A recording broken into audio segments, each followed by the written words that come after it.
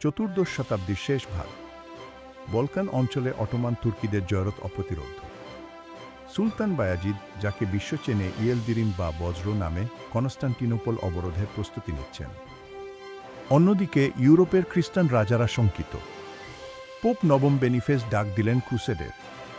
Hungary, France, Germany থেকে নাইটরা জড়ো হল এক পবিত্র যুদ্ধের নামে। শুনুন, তুর্কিরা সাধারণ শত্রু নয়। আমি দানিউব নদীর সীমান্তে অপেক্ষা করার পরামর্শ দিচ্ছি। ওরা আক্রমণ করলে আমরা নিজেদের মাটিতে তাদের প্রতিহত করব।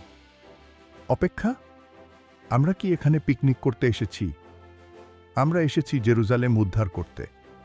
তুর্কিরা তো ভীরু, বায়াজিদ ভয়ে পালিয়ে গেছে। ঠিক তাই। যে বলবে বায়াজিদ আসছে, তার কান কেটে নেওয়া হবে। আমরা এগিয়ে যাব।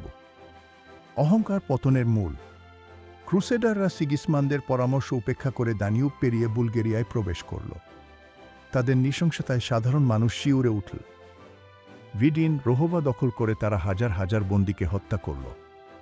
অবশেষে তারা পৌঁছাল নিকোপলিসের দ্বারপ্রান্তে। সাহস হারিও না। এই দুর্গ রক্ষা করতেই হবে। সুলতান নিশ্চয়ই আসছেন। ক্রুসেডাররা যখন মদ্যপান আর জুয়ায় মত্ত, তখন বায়াজিদ ঝড়ের গতিতে কনস্টান্টিনোপল ছেড়ে নিকোপলিসের দিকে ছুটলেন। ২৪ সেপ্টেম্বর তিনি তার বিশাল বাহিনী নিয়ে নিকোপলিসের ৪ মাইলের মধ্যে ঘাঁটি গাড়লেন। ওরা আমাদের শক্তি জানে না। আকিঞ্জিরা, তোমরা প্রথমে যাবে। ওদের প্রলুব্ধ করে আমাদের ফাঁদে নিয়ে আসবে। তোপরাক্লিরা, তোমরা পাহাড়ের আড়ালে অপেক্ষা করবে। যুদ্ধের দিন। রাজা সিগিসমান্দ চাইলেন হাঙ্গেরীয়রা আগে থাকুক, কারণ তারা তুর্কিদের কৌশল জানে। কিন্তু ফরাসি নাইটরা তা মানতে নারাজ। আমরা ফরাসিরা কি পেছনে থাকব? অসম্ভব।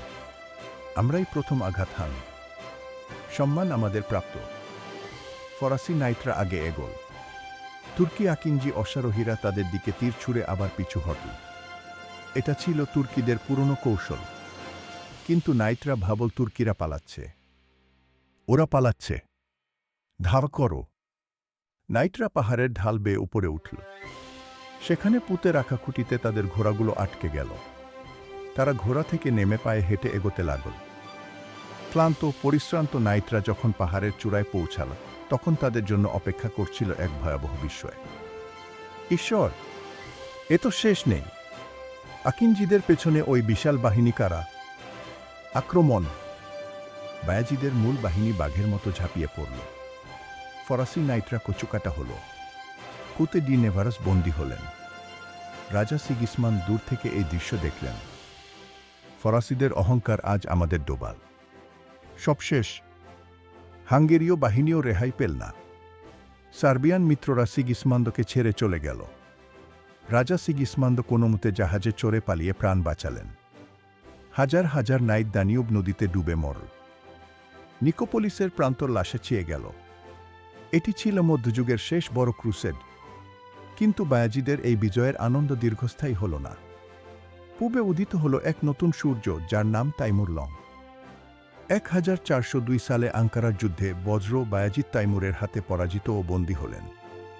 অটোমান সাম্রাজ্য এক গভীর সংকটে নিপতিত হল। কিন্তু নিকোপলিসের শিক্ষা ইউরোপ কোনোদিন ভুল না। ক্রুসেডের উন্মাদনা ধীরে ধীরে স্তিমিত হয়ে এল। শুরু হলো নতুন এক যুগ, যেখানে ধর্মের চেয়ে রাজনীতি আর বাণিজ্যই হয়ে উঠল মুখ্য।